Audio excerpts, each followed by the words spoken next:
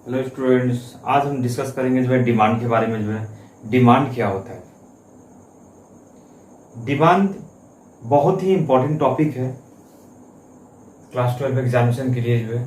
और आज क्लास 12 का जो सेकंड चैप्टर है उसको आज हम डिस्कस करेंगे। जो है फर्स्ट चैप्टर में मैंने बताया था कि माइक्रो और मैक्रो इकोनॉमिक्स क्या होता है।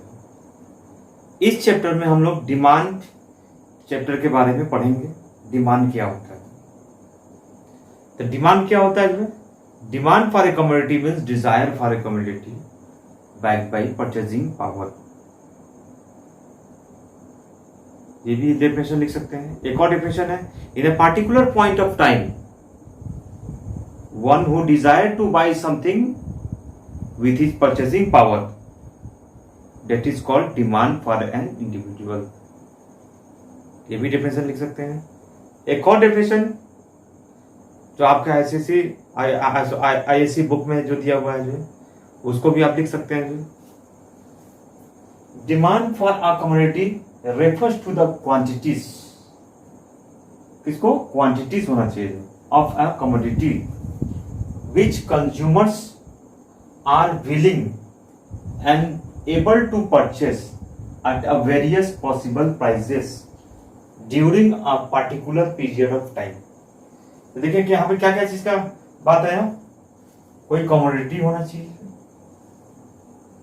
क्वांटिटीज होना चाहिए, विलिंग इच्छा होना चाहिए, ठीक है, परचेसिंग पावर होना चाहिए, जो उसको खरीदने के लिए जो टाइम वगैरह होना चाहिए। ये चीज के बारे में जो हम लोग जाने जो है। तो सीधा जानेंगे डिमांड। डिमांड मतलब बोलचाल की भाषा में मांग, ठीक है। एक भिखारी भी सपना सोच सकता है कि हम फ्लाइट में बैठेंगे। एक रेस्टोरेंट के बाहर जो भिखारी खड़ा है वो सोच सकता है कि भाई हम रेस्टोरेंट में बढ़िया खाना खाएंगे जो है। लेकिन सोचने से तो काम नहीं होगा, रुपया चाहिए जो है। हम 3 लोगों के पास गए, ए, बी और सी। ये 3 लोग किस लिए? मर्सिडीज कार के लिए। मर्सिडीज कार का दाम जो है 60 लाख रुपया। ए के पास गए, मर्सिडीज कार बेचने के लिए। ए बोला कि हम उसको खरीदना चाहते हैं मर्सिडीज कार, लेकिन मेरा इनकम 5,000 रुपया है, तो हम कैसे खरीदेंगे? तो हमने बोला ठीक है, इनकम अपना बढ़ाओ, ठीक है, जब बढ़ जाएगा तो फिर बात करते हैं। यानी उसके पास उसका इच्छा है, डिजायर है, लेकिन परचेसिंग पावर नहीं है, तो ये डिमांड कंप्लीट नहीं हो सकता है। इच्छा भी चाहिए, डिजायर भी चाहिए, प्लस परचेसिंग पावर भी चाहिए, दोनों चाहिए, तभी डिमांड कंप्लीट होगा। तीसरा के पास गए, बी के पास गए, तो बहुत ही ज्यादा जो अमीर आदमी है, करोड़पति है, कोई रुपया का पैसे का दिक्कत नहीं है, करोड़ रुपया बैंक में पड़ा हुआ है जो, तो पैसा बहुत है उसके पास, लेकिन डिजायर नहीं है। नहीं अभी नहीं खरीदेंगे हम। तो पैसा है, परचेसिंग पावर है, लेकिन डिजायर नहीं है, तो डिमांड कंप्लीट नहीं होगा, उसको डिमांड नहीं बढ़ेगी।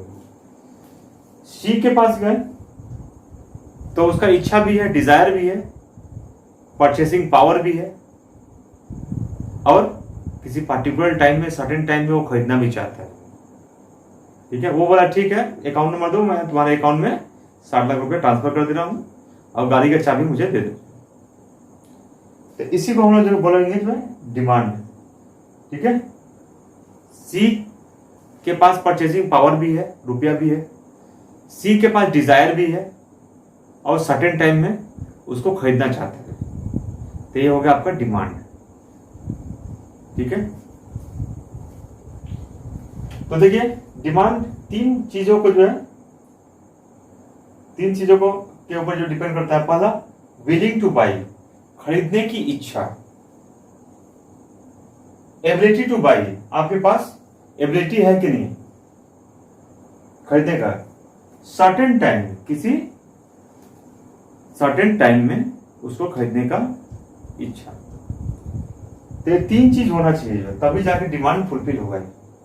ठीक है, इन तीनों में से जो है एबिलिटी टू बाई रहेगा, ये दोनों नहीं रहेगा तो डिमांड कंप्लीट नहीं होगा। एबिलिटी टू बाई है लेकिन रुपया नहीं है खरीदने का, तो डिमांड कंप्लीट नहीं होगा। तो ये हम लोग जानेंगे। तीसरा जो क्वेश्चन है हम लोग का, आपका जो है टाइप्स ऑफ डिमांड। डिमांड जो है कितने प्रकार के होते हैं जो है, तो उसको हम लोग जानेंगे जो है। तो डिमांड 2 प्रकार का होता है जो, पहला जो है आपका जो है इंडिविजुअल डिमांड और दूसरा जो है मार्केट डिमांड जो है। इस वीडियो में आज की क्लास में हम लोग जो है इंडिविजुअल डिमांड के बारे में पढ़ेंगे। इंडिविजुअल डिमांड क्या है? इंडिविजुअल मतलब किसी एक के बारे में, उसके डिमांड के बारे में पढ़ेंगे जो, तो उसको हम लोग जानेंगे। देखिए इंडिविजुअल डिमांड, हम लोग ग्राफ से टेबल के में जाएंगे। ग्राफ से टेबल समझना जो है, ग्राफ यदि समझ जाएंगे टेबल आप खुद बना सकते हैं। ग्राफ से जो है टेबल में जाना थोड़ा मुश्किल है, लेकिन एक बार आपको ग्राफ बनाने आ जाएगा फिर टेबल में बनाने में जो कोई दिक्कत नहीं होगी जो है। ठीक है, तो देखिए सपोज मान लेते हैं इस पेन का, एक पेन का दाम जो है 5 रुपया है। ठीक है, तो हम कितना खरीदते थे? 10। जैसे ही पेन का दाम कम हो गया, 4 रुपया हो गया, तो हम कितना खरीदने लगे? 15। 3 रुपया हो गया तो 20 खरीदने लगे। 2 रुपया पे आ गया तो आपका जो है 35 खरीदने लगे। 1 रुपया हो गया तो 50 खरीदने लगे। ठीक है, तो ये डिमांड का जो है कर्व, इसका नाम दे दिए ABCDE, ये कर्व का नाम दे दिए। इधर Y हो गया आपका प्राइस, इधर हो गया X, इसको क्वांटिटी हमें यहाँ लिखी। ठीक है, तो देखिए आप इसको टेबल के द्वारा समझेंगे हम लोग। ए प्राइस 5 रुपया था तो हम लोग 10 खरीदते थे। प्राइस कम हो गया तो 15 खरीदे, और कम हो गया तो और ज्यादा खरीदेंगे।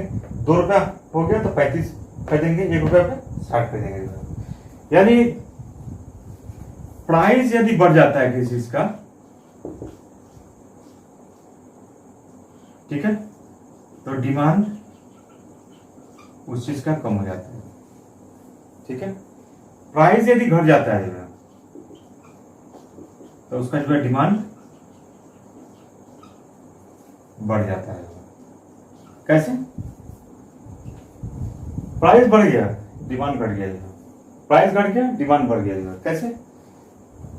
जब भी हम लोग जो है शॉपिंग मॉल में जाते हैं कोई चीज सामान खरीदने के लिए जो, तो बार बार हम जो है उस प्रोडक्ट को जो है घुमा फिरा कर प्राइस देखते हैं जो है। क्यों?